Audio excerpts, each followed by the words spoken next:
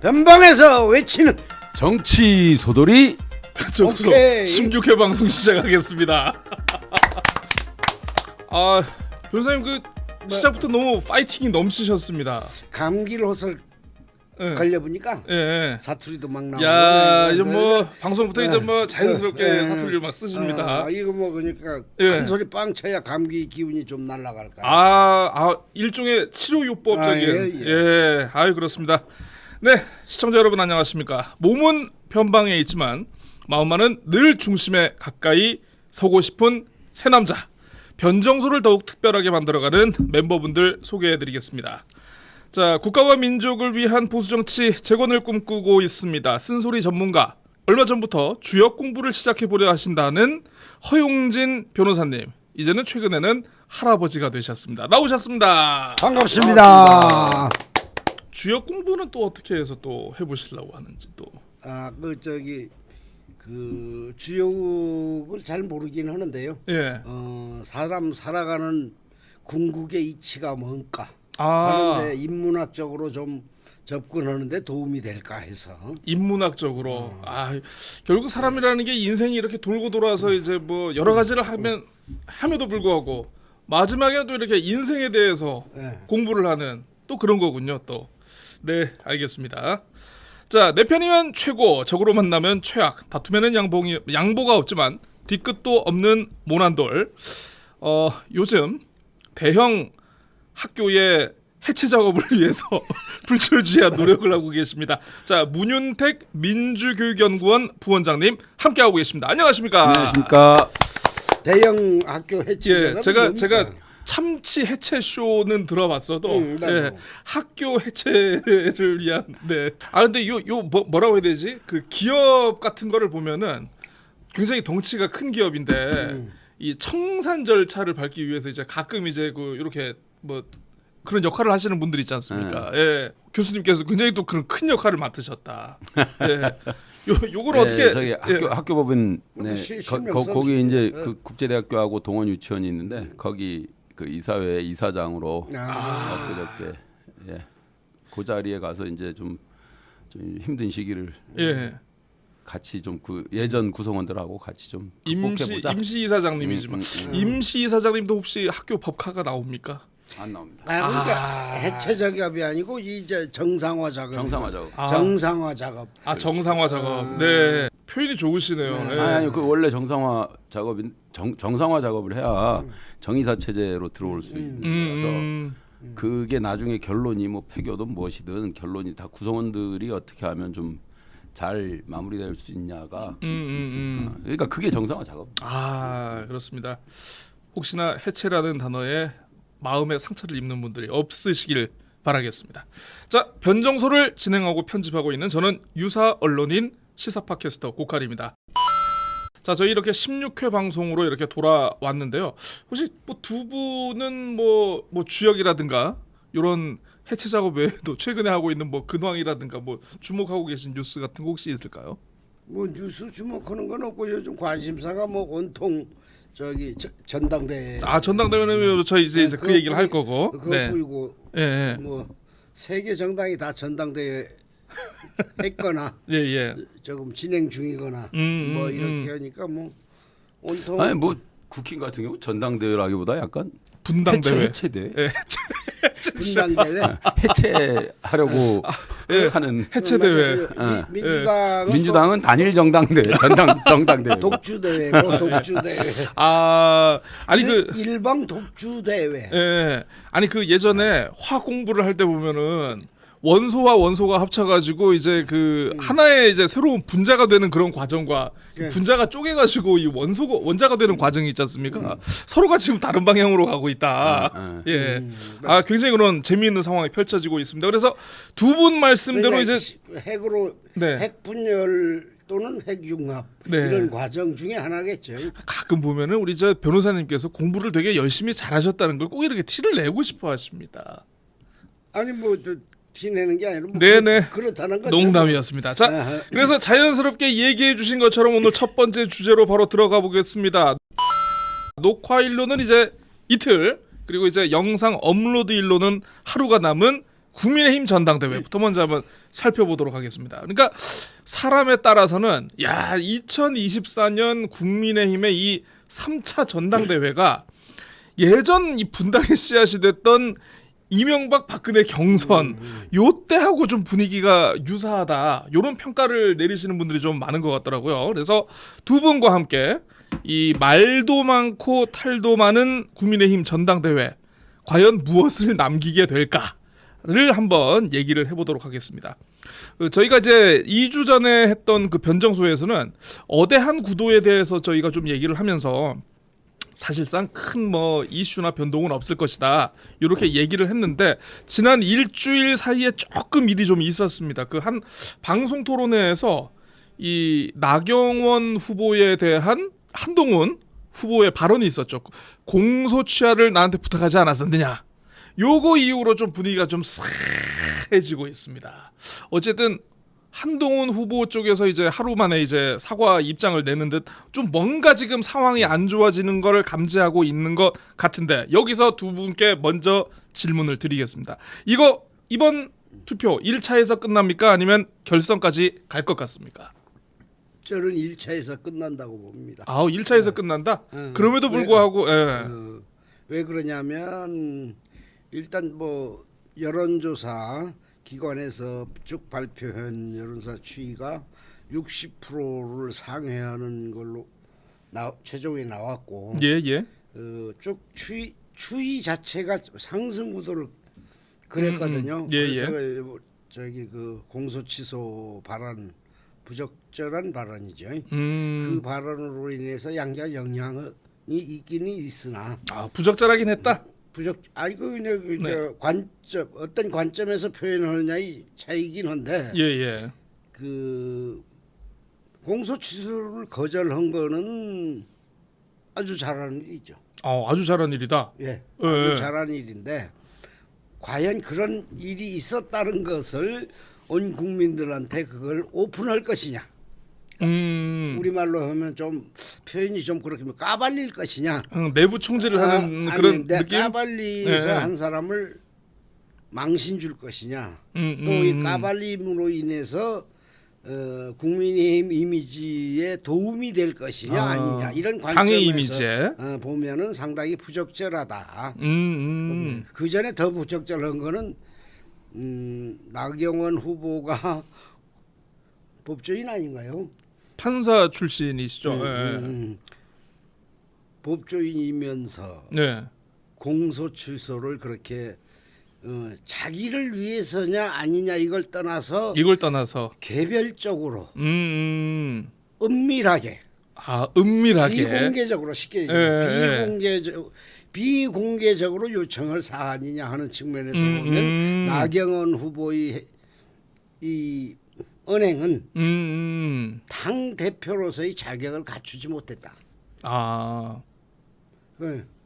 어쨌든 이게 왜냐하면 국민의힘 의원도 지금 20몇 명이 지금 기소가 된 상태이기 때문에 당시 원내대표로서 그래도 뭔가 좀 정치적으로 좀 풀어보려고 이렇게 했던 거라고 좀 정당성을 부여할 수는 없겠습니까? 그 부분에 대해서는 생각이 상당히 다른데요. 왜냐하면 하여튼 여야 충돌 과정에서 일어난 일 때문에 법이 만들어진 게 선진화법이죠. 국회 선진화법. 이런 아무튼 저 그러면 변호사님 그 얘기는 조금 이따 하시고 일단 질문을 드렸으니까 짧게. 그러면 1차에서 끝난다. 1차에서 끝난다. 교수님 보시기에는 어떻습니까? 저도 1차에서 끝난다.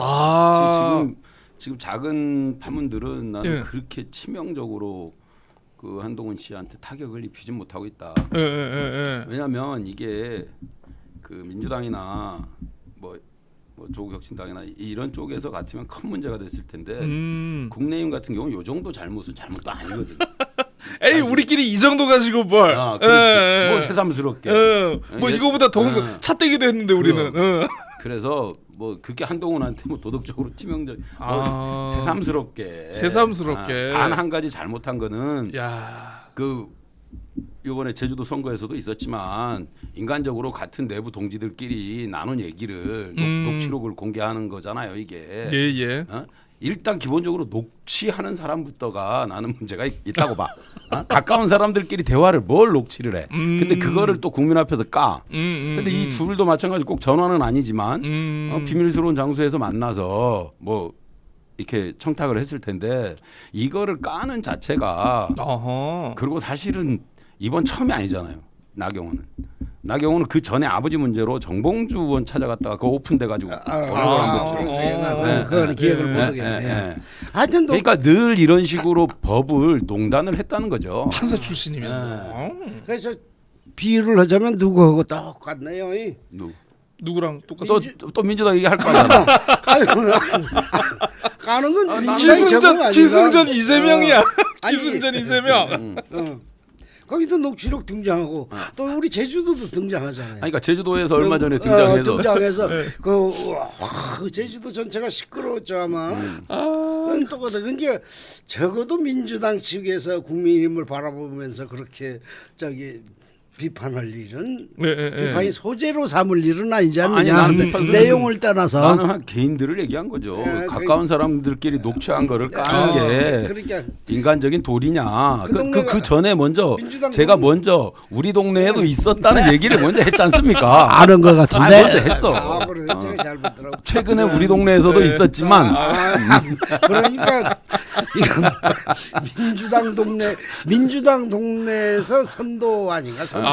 예. 아무튼 뭐 이런 건 뭐 굳이 오리지널을 따질 필요는 없는 것 같고요. 아무튼 두 분이 어쨌든 1차에서 끝난다. 이렇게 공동된 의견을 주셨습니다. 제가 이번에 그 국민의힘 전당대회 뭐 이렇게 뭐 이슈를 좀 이렇게 정리를 해보면서 지금 뭐 문자 읽심 논란이 있었죠. 그리고 이제 그 장해찬 전 최고의 그 여론조성팀 폭로 요거 있었고. 또 뭐 한동훈 후보와 관련해 가지고는 이제 본격적으로 들어가기 전에 연판장을 한 해 만에 뭐 요것도 있었고 또 거기에 또 뭐 무슨 뭐 총선 고의 패배 아무튼 이슈와 관련된 거의 모든 것이 한동훈에만 이렇게 좀 집중되어 있는 좀 그런 측면이 있었던 것 같습니다. 그럼에도 불구하고 큰 데미지는 없었다라는 게 이제 두 분의 생각이신 것 같은데 그러면 한동훈 후보가 차기 당대표가 된다고 가정을 하고 또 궁금한 게 뭐냐 하면은 대통령실과의 관계 설정이 또 어떻게 될 것인가. 왜냐하면 뭐 분석에 따라서는 다르겠지만은 어떤 분석은 야 그래도 당대표 되면은 다시 뭐 어차피 정권 재창출도 해야 되고 다음 선거도 준비해야 되고 하니까 또 뭐 이때까지 했거든 잊을 것이다. 뭐 어떤 갈등을 봉합할 것이다라는 그런 전망도 있는 것 같고 무슨 소리냐 한동훈은 이제 완전히 새로운 노선을 자기만의 노선을 가고 있다 좀 달라질 것이다 이런 분석도 있는 것 같은데 앞으로 대통령실과의 관계가 좀 어떻게 될 것 같습니까? 이럴 것이 A일 것이다 B일 것이다 하는 이 시각 예. 즉 대통령 뭐 관계가 회복될 것이다 아닐 것이다 하는 그런 시각이잖아요. 예. 이 시각 자체가 매우 잘못됐다. 왜 이걸 갖고 논쟁이 소재로 삼아야 되느냐? 아니 왜냐면 우리 국민들 일단 국민들과 당원들이 바라보는 시각 내지 평가는 예. 한동훈이가 비대위원장이나 법무부 장관 하면서 걸어온 행보를 그대로 유지할 것이다라는 기대하에 찬성하는 거거든요. 그 무슨 말이냐면 쓴소리를 어느 정도 해야 된다. 그러니까 그걸 뭐 수평적 당정 관계라고 표현을 하는데 그 기조로 쭉 걸어왔기 때문에 한동훈 후보가 지금 국민적 지지도 받고 당원들이 지지도 받는 건데 그걸 같이 국민들의 당원들이 지지 생각을 버리고 한동훈이가 행보를 달리할 수 있다라고 하는 가정을 한다는 것 자체가 정치를 논평할 자격이 없다. 자격이 없다. 논객들이 자꾸 얘기하는데 자 보세요. 지금 나머지 3명의 후보가 한동훈이를 공격하는 근저에는 가장 기본적인 생각이 너 아마추어다 이거지. 정치 초보다. 이거를 전제로 한 논쟁들이거든요. 그렇죠. 논리가 그거죠. 논리가. 그러니까 이 공격이 전제되는 논리가 잘못됐다. 지금까지 원희룡 25년 했다고 정치했다고 뭐 나경원도 쫑알쫑알 뭐 쫑알쫑알 얘기도 하고 나경원이도 뭐 안동이가 자격이 없다고 하는데 당신들이 20몇 년간 기득권 정치를 하면서 보여준 능력이 국민들한테는 평가를 받지 못해서 새로운 리더십이 필요하다고 지지를 보내는 게 한동훈이다 이 말이야. 그런데 망한 집안에서 건축물 새로 지는 데다가 이걸 갖고 비판한다. 우리가 경험이 많다라고 주장을 하는 너네 경험이 틀렸다는 거잖아요. 그러니까 우리 너네가 그렇게 하니까 집안이 이렇게 망했지. 그러니까 새로운 리더십이 필요하다. 이 새로운 리더십은 무엇이냐?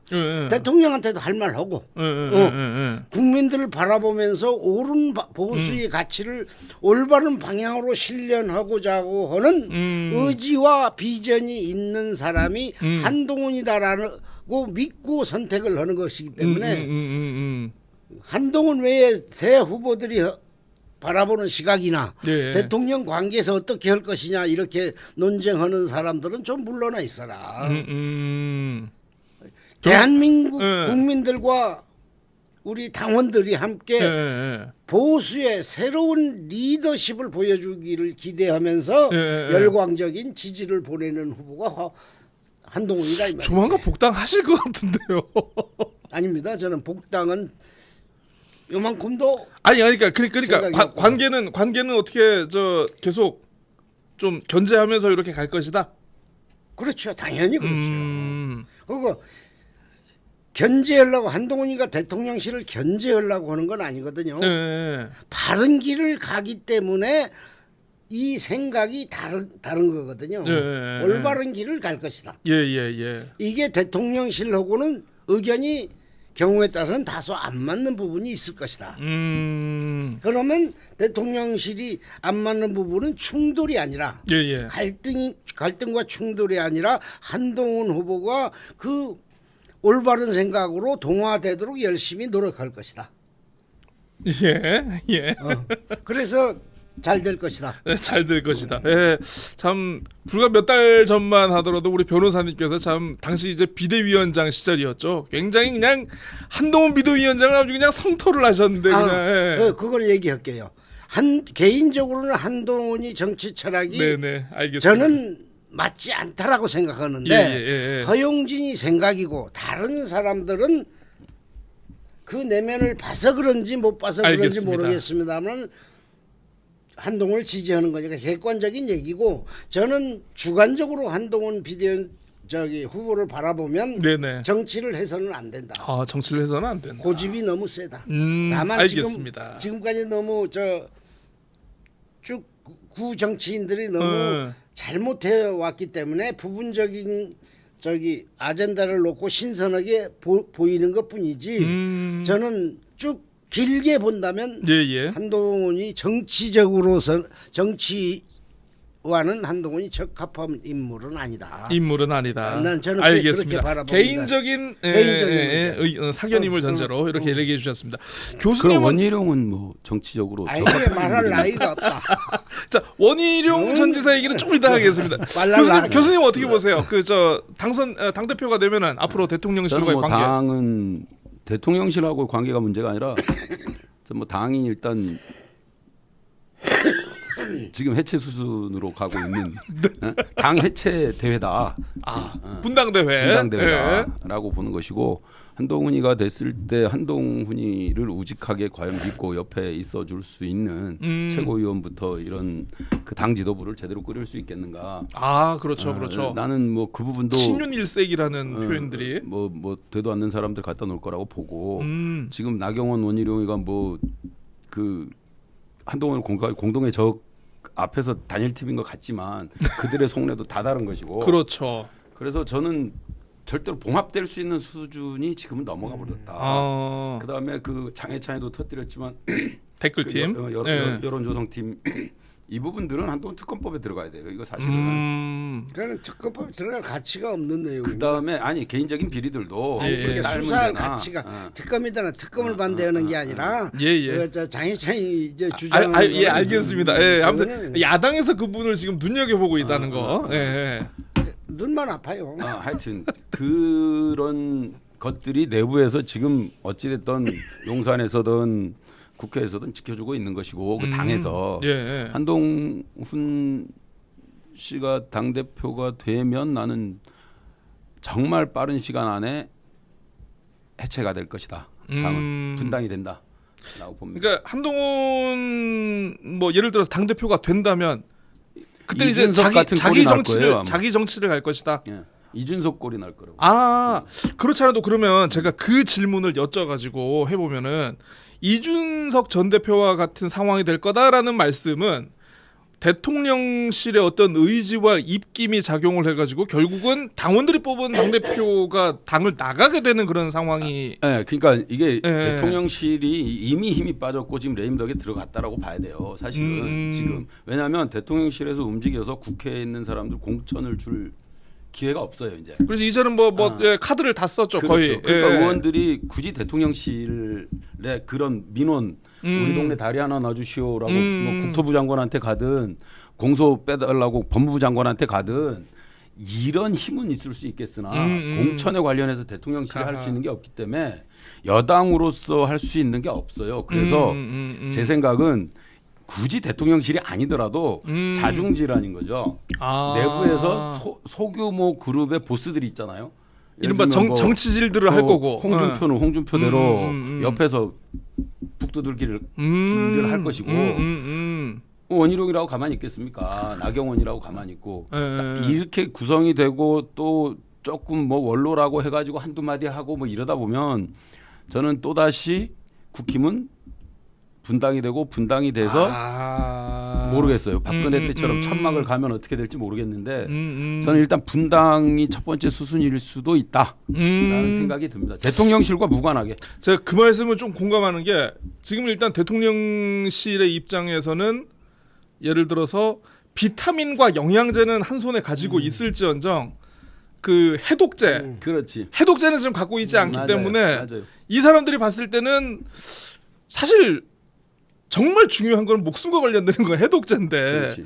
비타민과 영양제를 위해서 내가 저 집의 장단에 맞춰가지고 놀아주진 않겠다. 그렇지. 나의 이익이 되는 곳을 박아서 그러니까 보면서 움직이겠다. 정치인들의 속성이라고 맞아, 하는 게 맞아. 원칙적으로 첫 번째 권력은 인간의 본성상 사유하게 돼 있어요. 그렇죠. 그걸 정치로 풀어서 사유할 못하게 권력을 권한을 줘서 그걸 잘 쓰냐 못 쓰냐를 판단하는 건 권력이 아닌데 지금 자꾸 권력이라고 정치인들이 지금 오해를 하고 잘못 사용하고 있는 것인데 그 부분들이 이제 더 써먹을 게 없으면 이 사람들의 유일하게 이 사람들이 정치하는 이유는 호가호의 호식하기 위해서잖아요. 예. 그게 얼마나 오래 가느냐가 이 사람들 셈법인 거지. 국민이 잘 살고 대통령실이 뭐해서 윤석열 내려오면 그다음 우리가 지켜줘야지 하는 사명감이 정치의 우선이 아니고 내가 어떻게 하면 오래 잘 먹고 잘 사냐. 내가 어떻게 하면 이 배지 좀 오래 달아보느냐. 그렇죠. 이게 전부기 때문에 오래 갈 수 있는 라인으로 스스로 셈법 속에서 찾아갈 거 아니에요.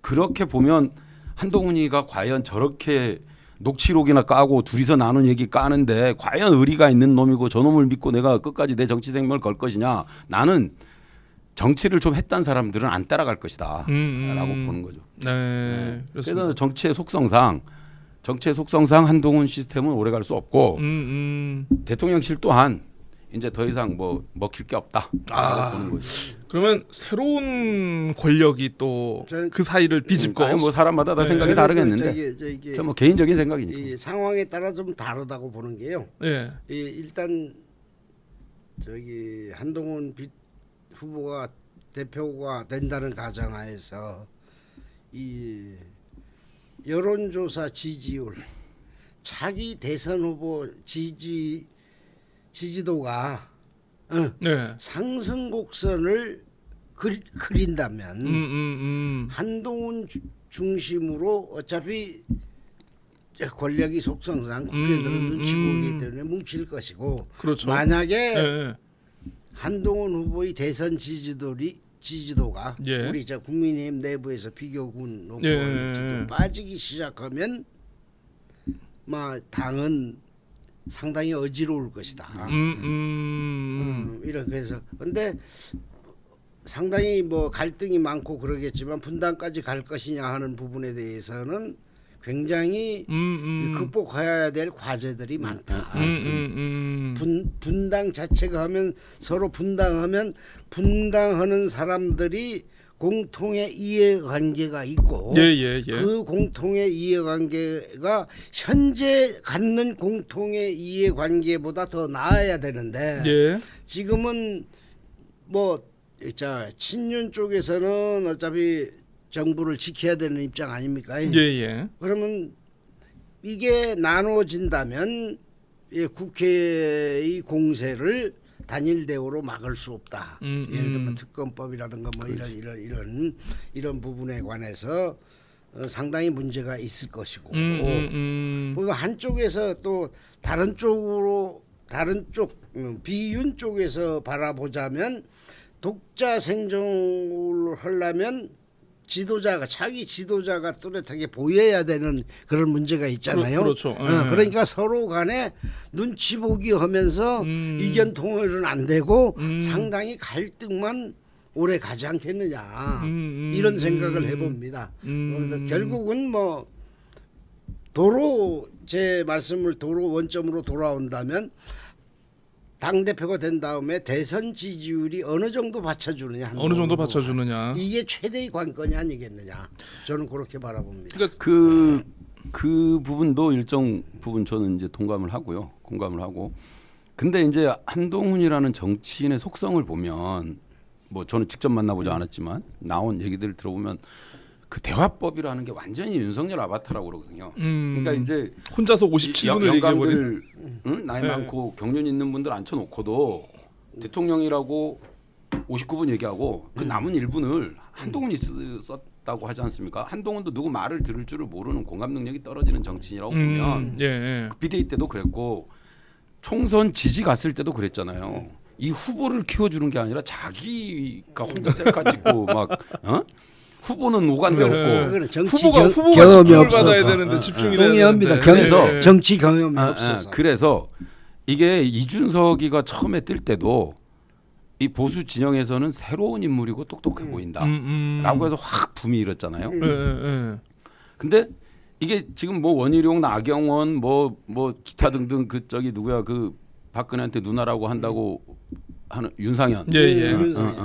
이런 선수들은 너무 이제 사실 그 국힘 지지층에서도 보수층에서도 이제 올드하다. 너무 좀 식상하다. 다 식상한데 한동훈만 사실은 어떻게 정치할지 아직 못 봤기 때문에 신선해 보인다라고 하는 게 이준석도 금방 맛이 간 게 정치를 너무 오래 했어요. 의원은 초선이지만 거의 5선급 아닙니까? 계속 4선급. 4선급. 네 번째 아닌가? 최고위원까지 하고 계속 그 놓친 애들 옆에서 같이 네 번째 그러니까 4선. 그러면서 계속 그 집행부 지도부 쪽에 있었고 이러다 보니까 이준석도 이제는 올드한 정치인처럼 이제 보인단 말이에요. 그렇죠. 이제 말하는 것도 이제는 보이기 시작하는 거잖아요. 보수 쪽에서 볼 때도 저거 또 갈라치기를 하든 뭘 하든 이제는 다 알게 된 거지 본성을. 한동훈은 얼마나 이준석도 그 정도 시간밖에 못 지키는데 한동훈 저는 몇 년이 아니라 몇 달도 못 지킬 것이다. 왜냐하면 이 기본적으로 정치인의 첫 번째 큰 거는 확장성과 공감 능력이라고 생각하는데 아니어도 공감하는 척이라도 해야 되는데 그런 척조차도 못하는 그 부분에서 이 사람이 당대표가 됐을 때 국힘 내부에서 지도부들도 그렇고 유지되기가 어려울 것이다. 갈등의 요인인 건 갈등의 요인인 거 보는데 현실적으로 심리적 분당은 모르겠으나 현실적으로 물리적 분당이 될 것이냐 이거는 상당히 어려워 보인다. 몇 가지 요건이 필요하겠죠. 예를 들어서 당 대표가 됐는데 진짜 국민의힘에서 일부 나경원 후보 같은 분들이 특검안을 받아들여 버린다거나. 그래. 그런 용기. 그런 몇 번의 트리거가 좀 있지 않겠습니까? 혹시나 물리적으로 부담이 나경원 후보 된다면. 같은 경우 그런 용기가 없어 보이는데 가정조차도 하고 싶지 않습니다. 알겠습니다. 예. 김옥균 프로젝트 얘기가 나오면서 그렇게 한동훈 체제가 오래가지 못할 것이다. 이런 전망도 있는데 이거는 뭐 저희가 한번 지켜보도록 하겠습니다. 그 사실 이번 전당대회를 치르면서 저희가 또 이제 참 관심 있고 저희가 나름대로 애정 갖고 살펴본 인물이 또 원희룡 후보 아니겠습니까? 예. 사실 뭐 거의 뭐 원래는 준비를 하지 않았다가 용산의 오더와 의지를 전달받고 뭐 하루 전에야 뛰어들었다. 뭐 이런 얘기가 있었는데 일단은 어쨌든 저희가 요 녹화하는 날은 이미 전당대회 이전이고 일단은 안 되는 걸 전제로 제가 한번 여쭤보겠습니다. 원희룡 전 국토부 장관 입장에서 이번 전대에 뛰어든 건 남는 장사입니까? 아니면 손해본 장사입니까? 시작은 남는 장사였는데 과정이 손해보는 과정으로 이루어져 있어서 결과는 무슨 세게 얘기하셔도 됩니다. 무슨 알이라고 그러더라고. 뭐 닭알, 오리야. 낙동.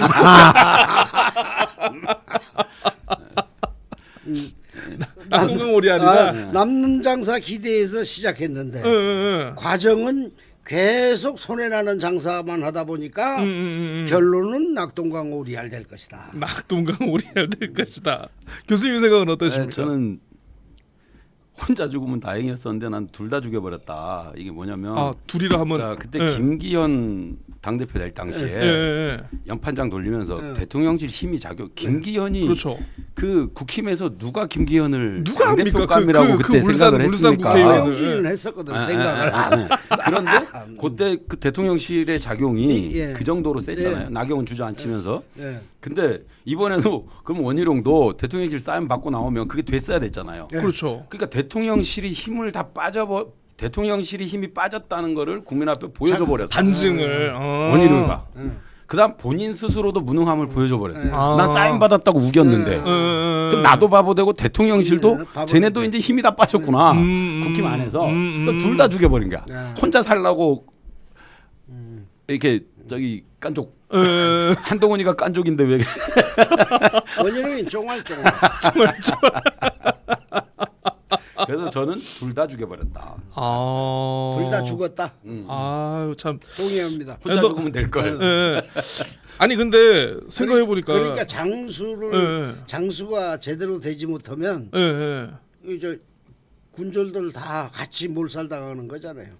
그런 거. 장수를 그렇죠. 잘 내세워야죠. 맞아요. 그렇죠. 그러니까 친윤들이 원희룡을 내세운 거는 패착이다. 총알바지? 저 아니냐면 장수감이 아닌 원희룡을 장수로 믿고서 내세우니까 전투에서 망했다. 한동훈이가 그 장수감이 아니거든 원희룡이는. 한동훈이가 비대위원장 할 때 2조 심판 계속 얘기했잖아요. 그 잘못된 프레임. 그랬다가 지금 또 2조 심판 얘기했단 말이에요. 요번은 사람 이름이 바뀐 거지. 이철규하고 조정훈이. 그렇게 재활용을 하나요? 그렇게 재활용을 2조 심판만 하고 있는 거야. 저기 한동훈은. 참. 2조 심판으로 그냥 정치 생명을 연장을 해가는 건데. 이제 다음번은 또 누가 2조가 될지는 모르겠는데. 참. 그래도 한때는 그래도 나름 소장파라고. 그러니까 원희룡 하면 이제 거의 수식어처럼 따라붙는 게 뭐 전국 수석 그리고 소장파 요가 아니었습니까? 보여준 게 없잖아요. 20몇 년 동안 경력 많다고 하면서 정치하면서 원희룡이가 무엇을 보여줬습니까? 그러니까 승부를 걸 땐 좀 걸어야 되는데 국회의원 할 때도 보여준 거 없고 외국인 투표법이 있다고 그러더라고. 외국인 투표법이죠?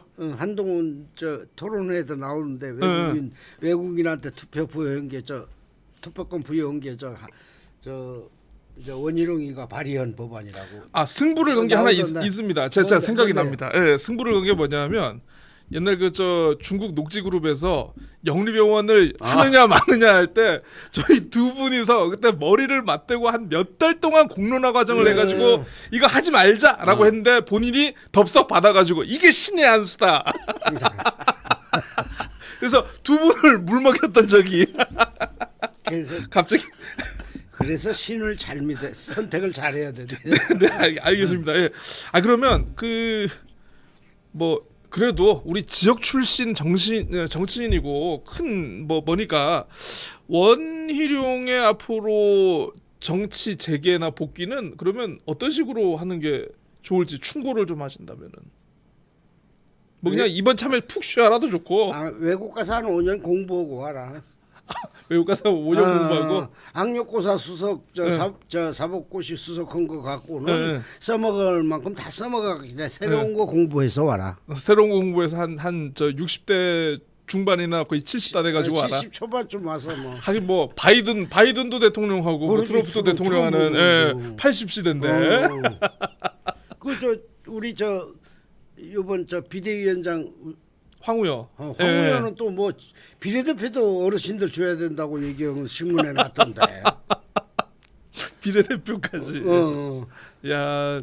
그러니까 어르신 몫으로 줘야 된다고 나이를 엄청 높여놓은 것 같던데 발언하는 거 보니 신문을 보니까. 그러니까 그런 기대감이 있지 않겠어요? 아 그렇습니다.